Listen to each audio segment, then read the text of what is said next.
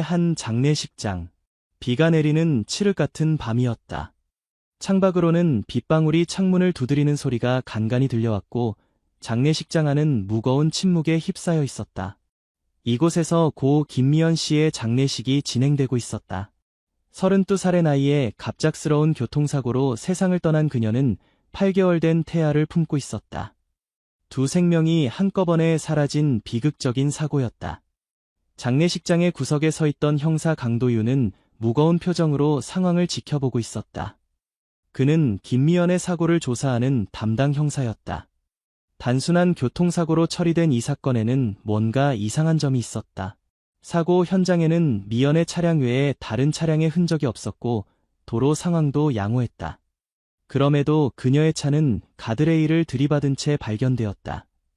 강도윤은 미연의 남편 박지훈을 바라보았다. 그는 검은 정장을 입고 관 앞에 무릎을 꿇은 채 기도를 하고 있었다. 그의 눈에는 눈물이 가득했지만 왠지 모르게 어색한 슬픔처럼 보였다. 도윤은 직감적으로 이 사건에 뭔가 수상한 점이 있다고 느꼈다. 형사님, 무슨 생각을 그렇게 하세요? 도윤의 옆에 그의 파트너 형사 이수진이 다가왔다. 그녀 역시 평소 복장과는 달리 검은 정장을 입고 있었다. 그냥 뭔가 이상해. 이 사고가 단순 사고로 보이지 않아. 수진은 작은 목소리로 대답했다. 저도요. 특히 부검 결과가 좀 이상했어요. 미연 씨의 몸에서 발견된 약물 흔적이 신경이 쓰여요. 도윤이 눈썹을 치켜올리며 수진을 바라보았다. 약물. 네, 수면제 성분이 검출됐어요. 그것도 꽤 강한 농도로요. 운전 중에 그런 약물을 복용했을 리가 없잖아요. 도윤은 잠시 생각에 잠겼다. 그때 장례식장 안에 있던 모든 사람들의 주의를 끄는 이상한 소리가 들려왔다. 작고 가느다란 울음소리였다. 모두가 서로를 바라보며 어리둥절한 표정을 지었다. 울음소리는 계속되었고 그 소리의 근원지는 다름 아닌 김미연의 관에서 나오고 있었다. 저게 아기 울음소리인가요? 수진이 놀란 표정으로 물었다. 장례식장 안은 순식간에 혼란에 빠졌다. 사람들은 웅성거리기 시작했고 일부는 공포에 질린 표정으로 뒤로 물러났다. 잠깐만요. 도윤이 큰 소리로 외쳤다. 모두 진정하세요. 하지만 울음소리는 계속되었고 점점 더 커지고 있었다. 박지훈은 창백한 얼굴로 관 앞에 서 있었다. 그의 표정에는 공포보다는 당혹감이 더 크게 보였다. 관을 열어봐야 할 것 같습니다. 도윤이 조심스럽게 제안했다. 누구도 반대하지 않았다. 장의사가 천천히 다가와 떨리는 손으로 관의 뚜껑을 열기 시작했다. 관 뚜껑이 열리는 순간 장례식장 안의 공기가 얼어붙은 듯했다. 관 안에는 김미연의 시신이 있었지만 그녀의 배는 이미 비어 있었다. 그리고 그 옆에는 작은 아기가 울고 있었다. 기적적으로 살아있는 아기였다. 순간 장례식장은 비명소리로 가득 찼다. 몇몇 사람들은 그 자리에서 기절했고 나머지는 공포에 질려 뒤로 물러났다. 이게 어떻게 가능한 일이죠? 수진이 충격에 빠진 목소리로 물었다. 도윤은 즉시 구급대를 호출했다. 아기를 당장 병원으로 데려가야 해. 박지훈은 그 자리에 얼어붙은 듯 서 있었다. 그의 얼굴은 공포와 충격으로 일그러져 있었다. 당신, 이거 알고 있었죠? 도윤이 의심스러운 눈초리로 지훈을 바라보며 물었다. 지훈은 아무 말도 하지 못하고 그 자리에 주저앉았다. 그의 표정에는 뭔가를 숨기고 있는 듯한 기색이 역력했다. 이것은 단순한 교통사고가 아니었다. 그리고 이제 막 시작된 미스터리의 서막이었다.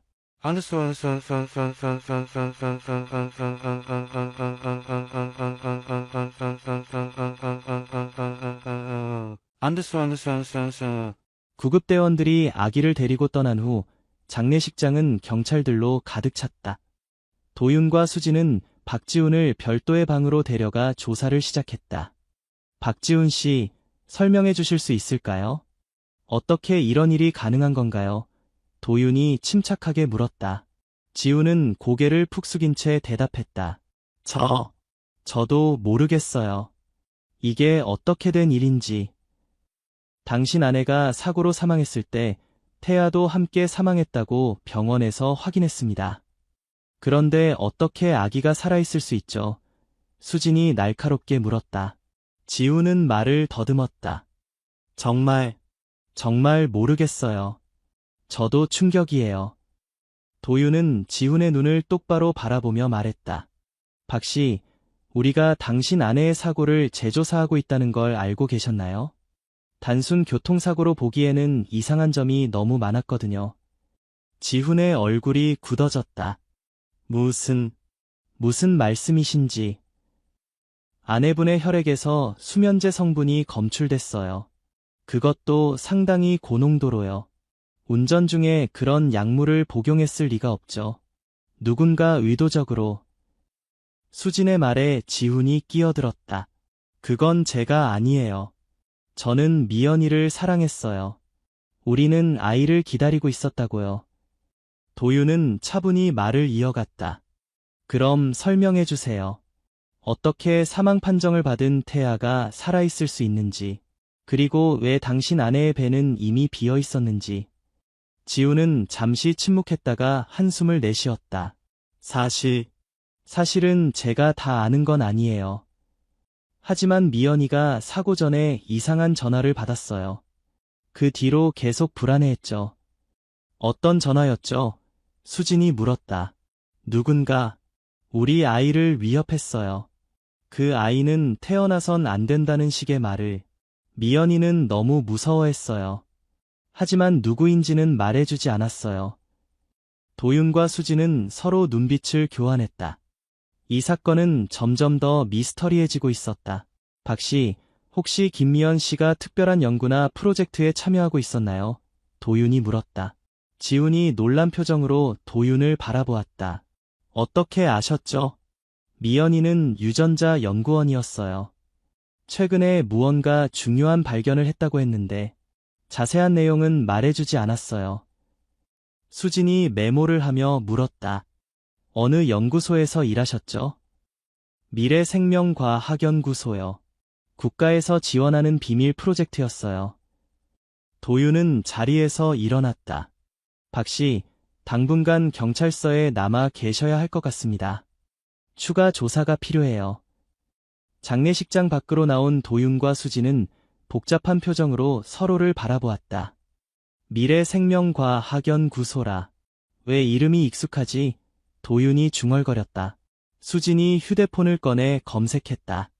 여기요. 3개월 전 연구소 폭발 사고가 있었던 곳이에요. 당시 여러 명의 연구원이 사망했다고 합니다. 그리고 지금 김미영까지. 이건 단순한 사고가 아니야. 누군가 연구소의 비밀을 감추려고 하는 것 같아. 수진은 병원으로 전화를 걸었다. 아기의 상태는 어떤가요? 네, 알겠습니다. 감사합니다. 전화를 끊은 수진이 도윤에게 말했다. 신기하게도 아기는 완전히 건강하대요. 마치 정상적으로 태어난 것처럼요. 도윤은 깊은 생각에 잠겼다. 아이의 DNA 검사를 요청하자.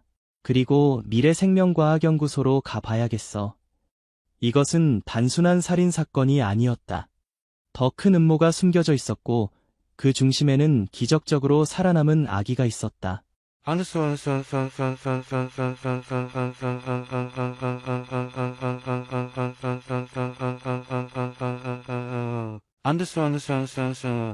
미래생명과학연구소는 서울 외곽의 한적한 지역에 위치해 있었다. 3개월 전 폭발 사고로 일부가 파괴되었지만 나머지 시설은 여전히 가동 중이었다. 도윤과 수진이 연구소에 도착했을 때 그들을 맞이한 사람은 연구소 보안 책임자 정혜진이었다. 경찰이 오실 줄은 몰랐네요. 무슨 일로 오셨습니까? 혜진이 경계하는 표정으로 물었다. 도윤이 김미연의 사진을 내밀었다. 이 연구원에 대해 알고 계신가요? 김미연 씨요. 혜진의 표정이 약간 굳어졌다. 네, 알고 있습니다. 안타깝게도 얼마 전 교통사고로 돌아가셨죠. 연구소 전체가 충격에 빠졌습니다.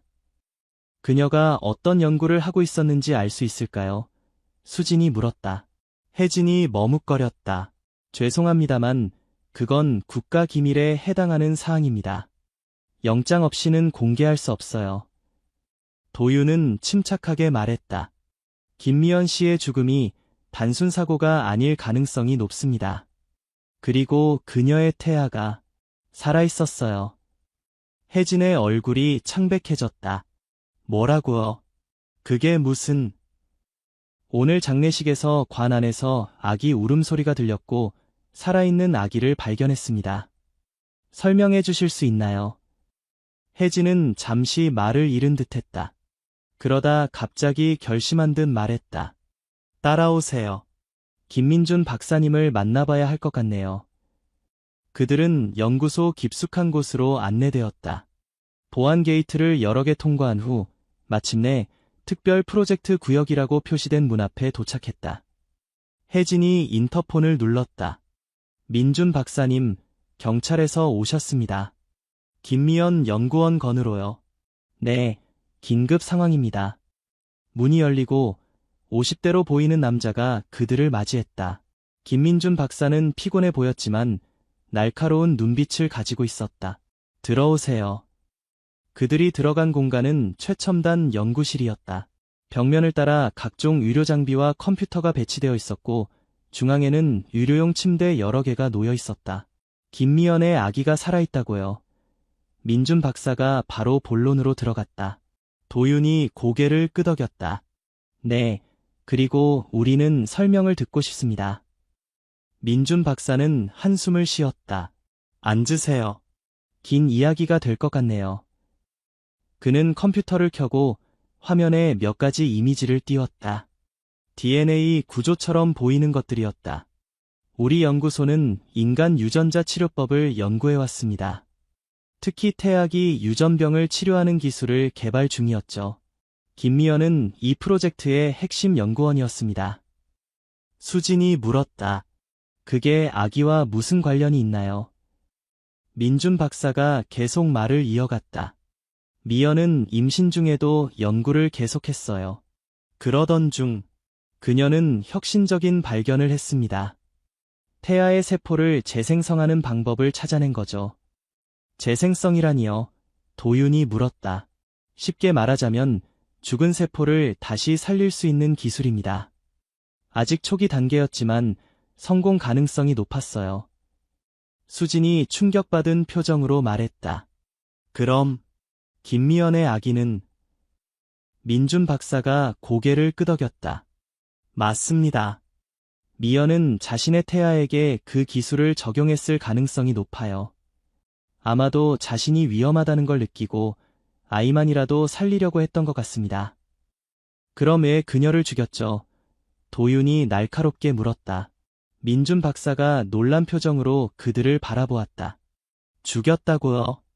교통사고가 아니었나요? 김미연의 혈액에서 고농도의 수면제가 발견됐습니다. 누군가 의도적으로 그녀를 사고 상태로 만든 거죠. 민준 박사의 표정이 어두워졌다. 모르는 척하긴 했지만 저도 의심하고 있었어요. 미연이 마지막으로 연구소에 왔을 때 누군가 그녀의 연구를 훔치려 한다고 말했거든요. 누구였죠? 수진이 물었다. 그녀는 말하지 않았어요. 하지만 민준 박사가 잠시 망설였다. 3개월 전 폭발 사고 후 연구소 내부에 스파이가 있다는 소문이 돌았어요. 누군가 우리 연구를 외부로 유출하고 있었죠. 도윤은 생각에 잠겼다.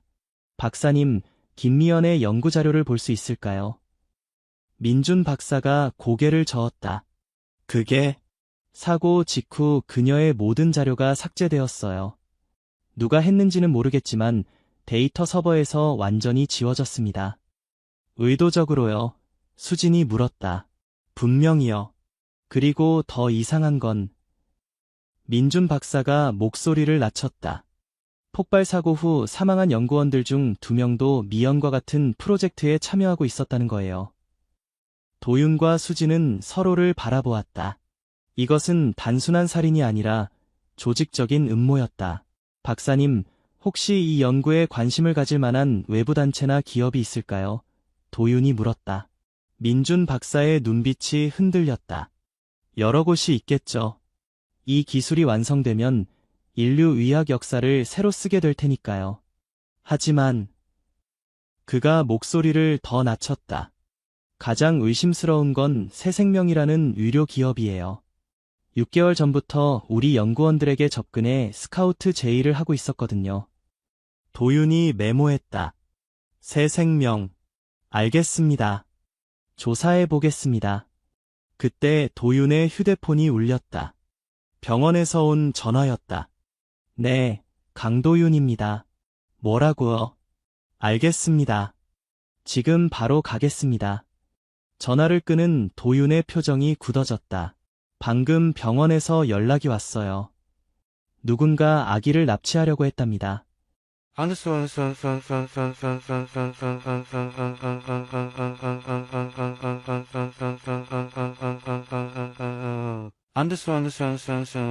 도윤과 수진이 병원에 도착했을 때 이미 병원은 경찰들로 가득 차 있었다.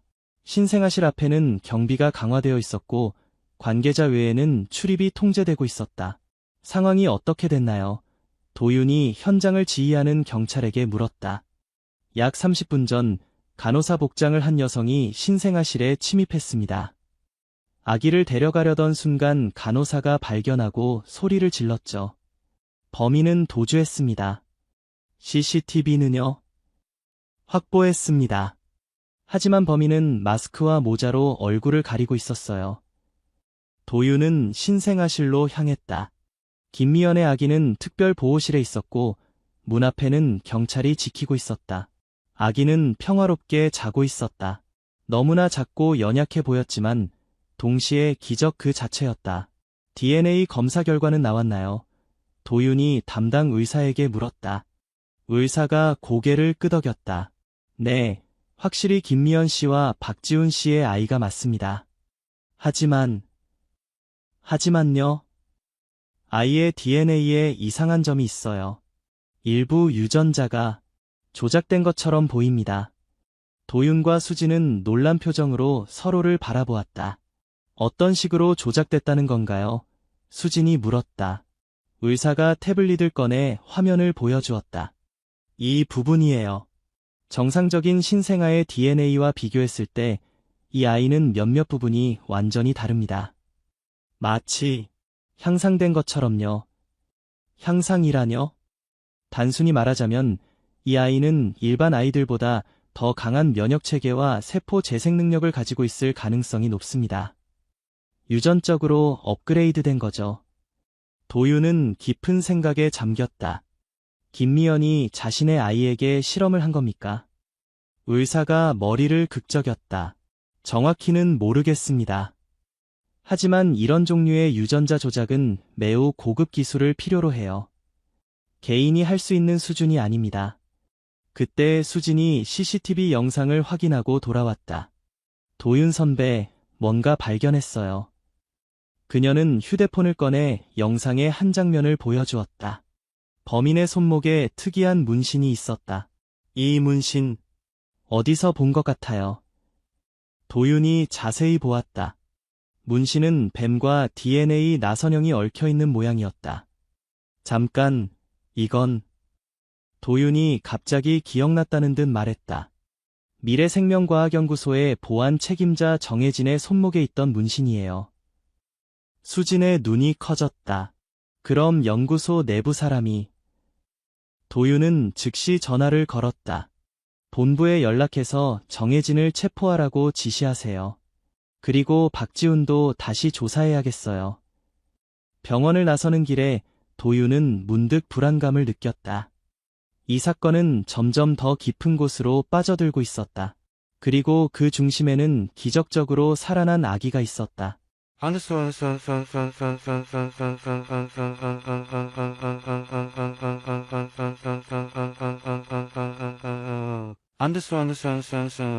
경찰서 조사실. 박지훈은 불안한 표정으로 앉아 있었다. 박 씨, 솔직하게 말씀해 주세요. 당신은 아내의 연구에 대해 얼마나 알고 있었나요? 도윤이 물었다. 지우는 한숨을 내쉬었다. 처음에는 거의 몰랐어요. 미연이는 비밀 프로젝트라며 자세히 말해주지 않았거든요. 하지만요. 임신 6개월 즈음 미연이가 갑자기 불안해하기 시작했어요. 누군가 그녀를 감시하고 있다고 했죠. 그러던 어느 날 밤 그녀가 울면서 저에게 모든 걸 털어놨어요. 무슨 내용이었나요? 미연이는 태아의 세포를 재생성하는 기술을 개발했다고 했어요. 처음에는 유전병을 가진 태아를 치료하기 위한 목적이었죠. 하지만 연구가 진행되면서 그녀는 더 큰 가능성을 발견했어요. 어떤 가능성인가요? 도윤이 긴장된 표정으로 물었다. 지우는 목소리를 낮추었다. 미연이는 이 기술이 단순히 유전병 치료를 넘어 인간의 수명과 건강에 혁명적인 변화를 가져올 수 있다고 했어요. 죽어가는 세포를 재생시킬 수 있다면 이론적으로는 노화를 늦추거나 심지어 멈출 수도 있다는 거죠. 수진이 놀란 표정으로 끼어들었다. 그건 불멸에 가까운 연구네요. 지훈이 고개를 끄덕였다. 맞아요. 그리고 그것이 바로 미연이가 두려워한 이유였어요. 그녀의 연구가 완성되면 전 세계가 뒤집힐 거라고 했어요. 의학, 경제, 정치, 모든 것이 변할 테니까요. 도윤은 생각에 잠겼다. 그래서 아내분이 자신의 태아에게 그 기술을 적용했다는 건가요? 지훈의 눈에 눈물이 고였다. 네. 미연이는 자신이 표적이 되었다는 걸 알고 있었어요. 연구소 내부에 스파이가 있다는 것도요. 그래서 그녀는 자신의 연구 성과를 보존하기 위해 가장 확실한 방법을 선택했어요. 우리 아이의 DNA에 그 기술을 적용한 거죠. 그럼 아이가 살아있는 이유가? 수진이 중얼거렸다. 미연이는 자신이 죽더라도 아이는 살아남을 거라고 확신했어요. 그녀의 기술이 완벽했기 때문이죠. 아이의 세포는 어떤 손상이나 외부 충격에도 스스로 재생할 수 있게 되었어요. 도윤은 경악했다. 그럼 관 안에서 아이가 살아있었던 이유는? 미연이가 사고로 죽었을 때 의사들은 태아도 사망했다고 판단했어요. 하지만 실제로는 아이의 세포가 서서히 재생되고 있었던 거죠. 그리고 마침내 태어난 거군요. 수진이 말을 마쳤다. 기적이 아니라 과학이었던 거예요.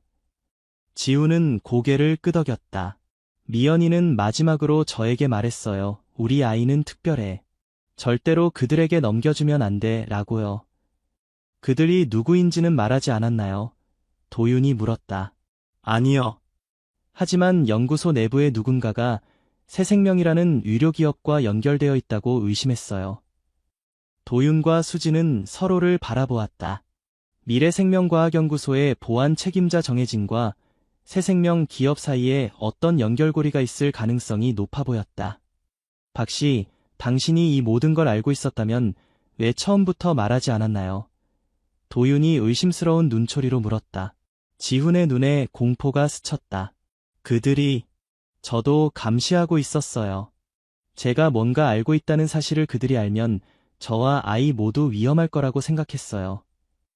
그때 도윤의 전화가 울렸다. 네, 강도윤입니다. 뭐라고요? 체포 과정에서요. 알겠습니다. 전화를 끄는 도윤의 표정이 어두워졌다. 정혜진이 체포 과정에서 자살했습니다. 청산가리를 삼킨 것 같아요. 수진이 놀란 표정으로 말했다. 자살이라고요? 그럼 우리가 결정적인 증거를 얻기가. 하지만 그의 사무실을 수색 중인 팀에서 무언가를 발견했대요. USB 하나를 찾았는데 암호화되어 있답니다. 지훈이 갑자기 자리에서 일어났다. USB요? 혹시 그게 미연이가 제게 언급했던 M 프로젝트 파일일 수도 있어요. M 프로젝트라고요? 도윤이 물었다. 미연이가 자신의 모든 연구 데이터를 백업해둔 파일이에요. 그녀는 그걸 아주 안전한 곳에 숨겨뒀다고 했는데 도윤은 즉시 본부에 연락했다.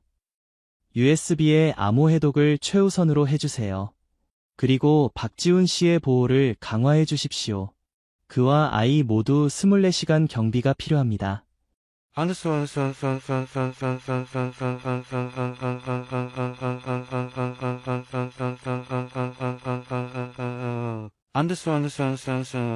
다음 날 아침, 도윤과 수지는 새생명 의료기업을 방문했다.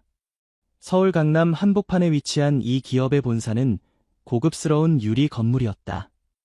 로비에서 그들을 맞이한 것은 새생명의 대표이사 윤서진이었다. 50대 중반의 우아한 여성이었다. 경찰이 저희 회사를 방문하다니 무슨 일이신가요? 서진이 미소를 지으며 물었다. 도윤이 정중하게 대답했다.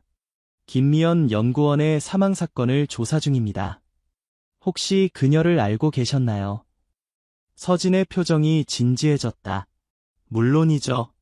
미연 씨는 뛰어난 연구자였어요.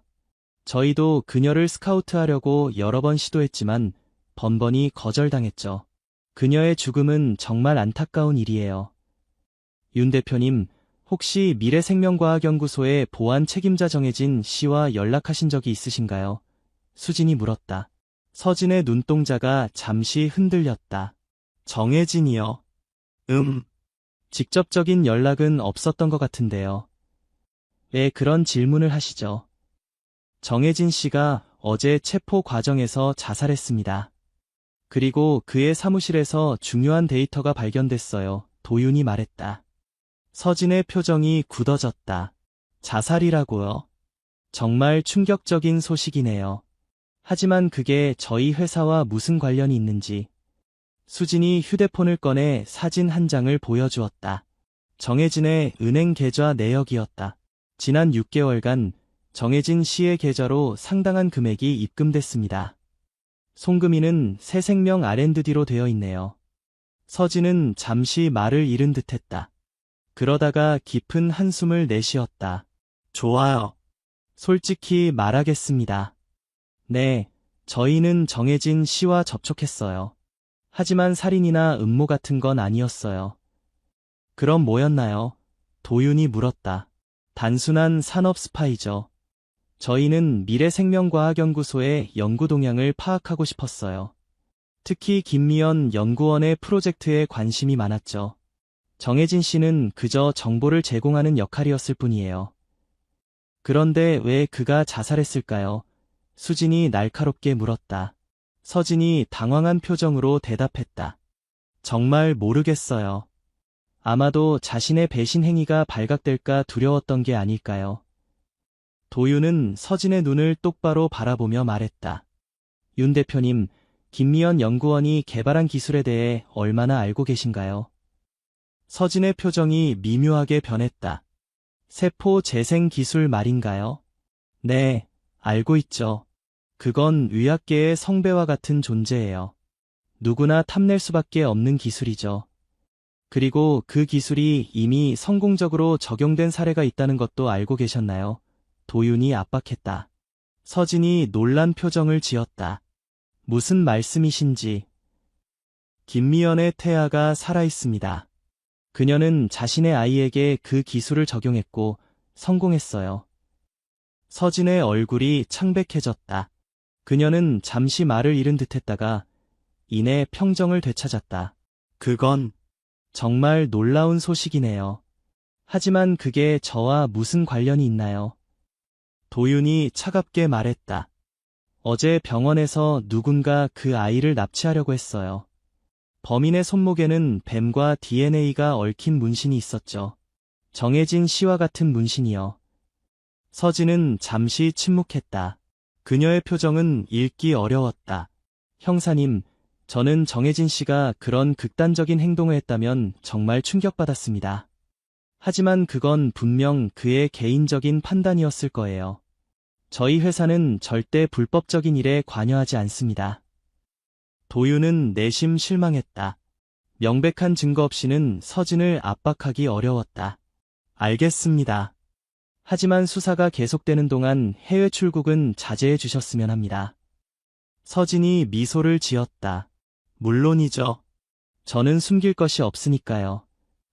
회사를 나온 도윤과 수진은 무거운 침묵에 잠겼다. 선배, 그녀가 거짓말하고 있어요. 분명히 뭔가 숨기고 있어요. 수진이 말했다. 도윤이 고개를 끄덕였다. 나도 그렇게 생각해. 하지만 아직 결정적인 증거가 없어. USB 해독이 우리의 유일한 희망이야. 그때 도윤의 전화가 울렸다. 네, 강도윤입니다. 뭐라고요? 정말입니까? 알겠습니다. 바로 가겠습니다. 도윤의 표정이 밝아졌다. USB 암호 해독에 성공했대. 그리고 그 안에는 뭐가 있었는데요? 수진이 초조하게 물었다. 김미연이 남긴 영상 메시지와 모든 연구 데이터. 그리고 새 생명의 윤서진과 정혜진이 나누는 대화 녹음본이 있었어.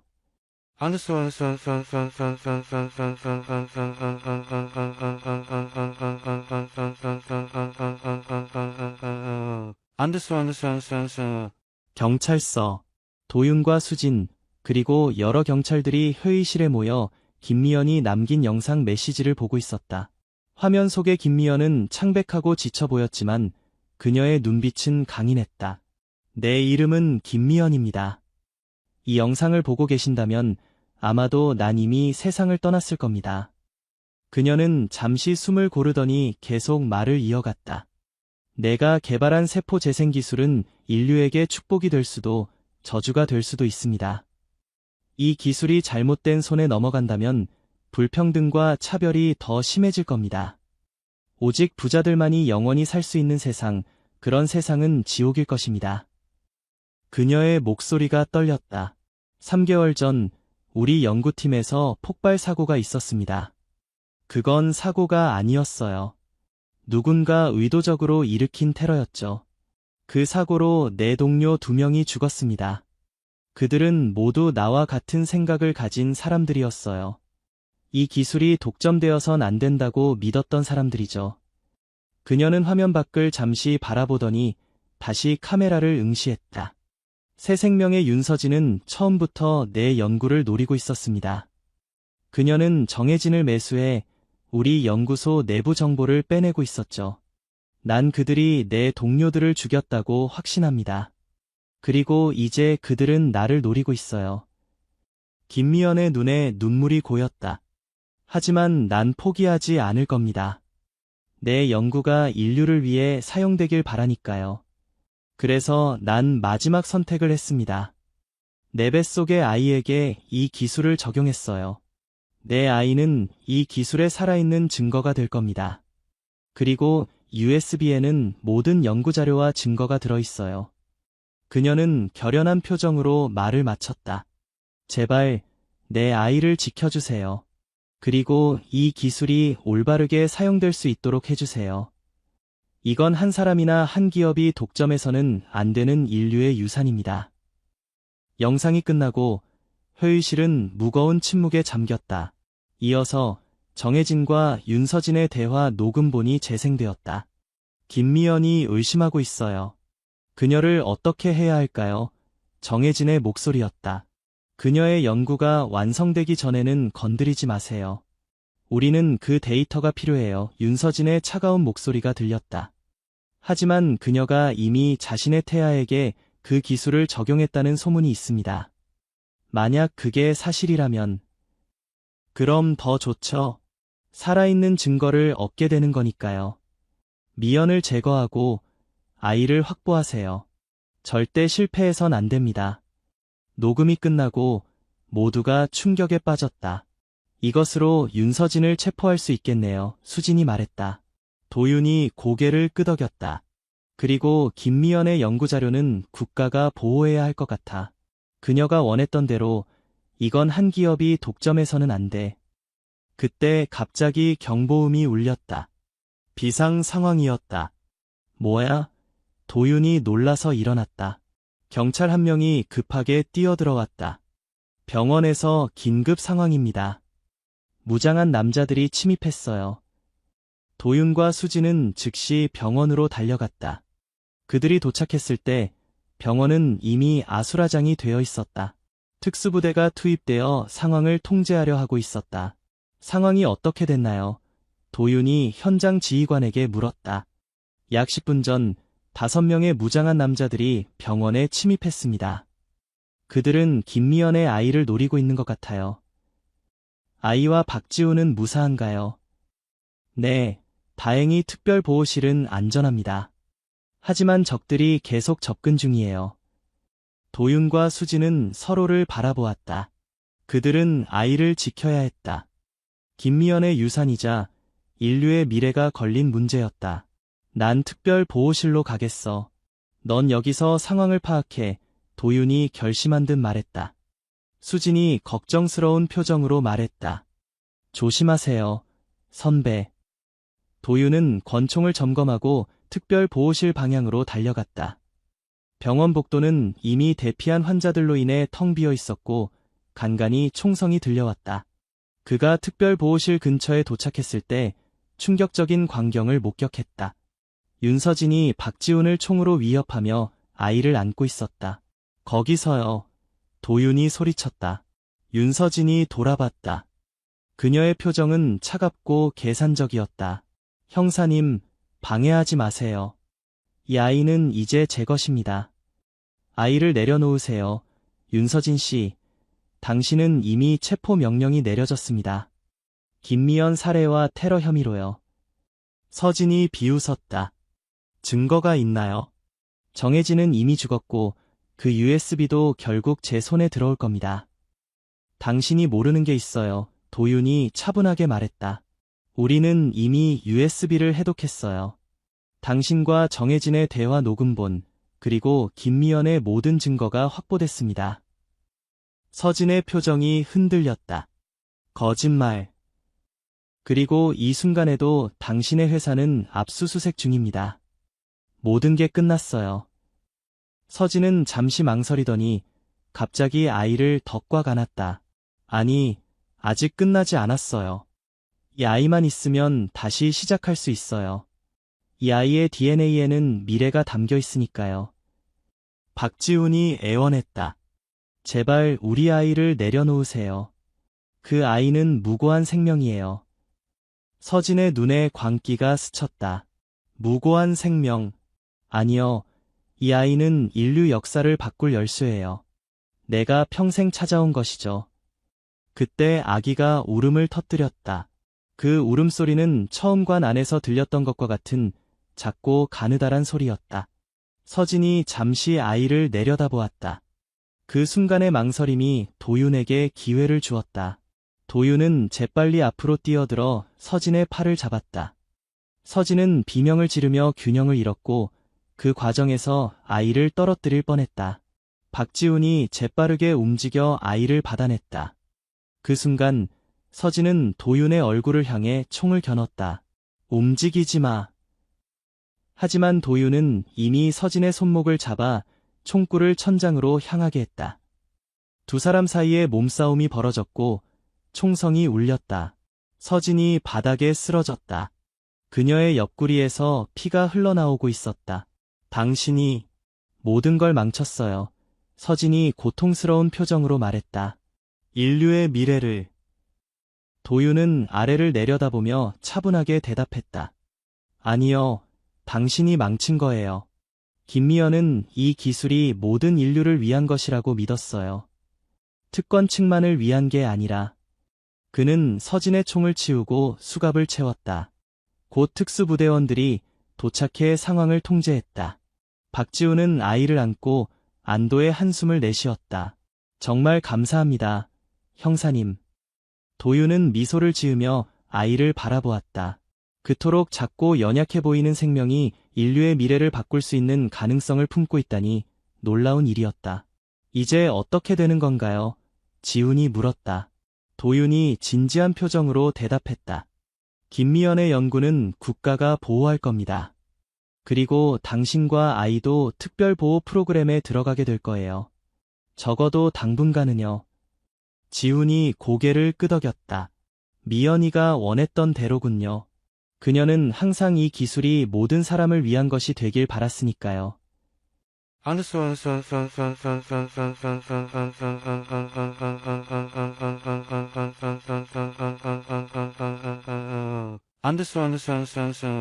일주일 후 국립묘지. 김미연의 새로운 장례식이 엄숙하게 치러졌다. 이번에는 빈관이 아니었다. 그녀의 시신은 존엄하게 안장되었고 많은 사람들이 그녀의 용기와 헌신을 기리기 위해 모였다. 도윤과 수진도 참석했다. 그들은 멀리서 박지훈이 아이를 안고 있는 모습을 지켜보았다. 기적 같은 일이었죠. 선배 수진이 말했다. 도윤이 고개를 끄덕였다. 그래, 하지만 그건 단순한 기적이 아니었어. 한 여성의 용기와 결단력, 그리고 사랑이 만들어낸 결과였지. 앞으로 어떻게 될까요? 그 아이와 기술은요? 도윤은 하늘을 바라보며 대답했다. 시간이 말해주겠지. 하지만 한 가지 확실한 건 김미연의 유산은 계속될 거라는 거야. 그녀가 꿈꿨던 대로 모든 인류를 위해서. 장례식이 끝나갈 무렵 박지훈이 그들에게 다가왔다. 그는 아이를 안고 있었다. 작고 건강해 보이는 여자아이였다. 형사님, 인사드리고 싶어서요. 지훈이 말했다. 저희는 내일 보호 프로그램으로 떠납니다. 도윤이 미소를 지었다. 아이 이름은 정했나요? 지훈은 따뜻한 미소를 지으며 대답했다. 네, 미래라고 지었습니다. 김미래. 미연이가 우리의 미래를 위해 모든 것을 바쳤으니까요. 도윤은 작은 미래를 바라보았다. 아이는 평화롭게 자고 있었다. 그 작은 몸 안에 인류의 미래가 담겨 있다는 사실이 경이롭게 느껴졌다. 조심하세요, 지훈 씨. 그리고 미래도. 도윤이 진심 어린 목소리로 말했다. 지훈은 고개를 끄덕였다. 네, 감사합니다. 정말 감사합니다. 그들이 떠난 후 도윤과 수진은 묘지를 천천히 걸었다. 가을 하늘은 맑고 푸르렀고 낙엽이 발 아래 사각거렸다. 이 사건이 끝났다고 생각하세요, 선배? 수진이 문득 물었다. 도윤은 잠시 생각에 잠겼다. 아니, 아직 끝나지 않았어. 어쩌면 이제 시작일지도 모르지. 무슨 뜻이에요? 윤서진이 체포됐지만 새 생명은 여전히 강력한 기업이야. 그리고 김미연의 연구를 노리는 건 그들만이 아닐 거야. 수진이 걱정스러운 표정으로 물었다. 그럼 미래는 계속 위험할 수도 있겠네요. 그래. 하지만 이제 우리가 있잖아. 도윤이 결연한 표정으로 말했다. 그리고 김미연의 연구는 이제 국가가 보호하고 있어. 그녀가 원했던 대로 모든 인류를 위해 사용될 수 있도록. 그들이 묘지를 나설 때 도윤은 문득 하늘을 올려다보았다. 구름 사이로 햇살이 비치고 있었다. 마치 김미연이 그들을 지켜보고 있는 것 같았다. 새로운 시작이군요, 수진이 말했다. 도윤이 고개를 끄덕였다. 그래, 새로운 시작이야.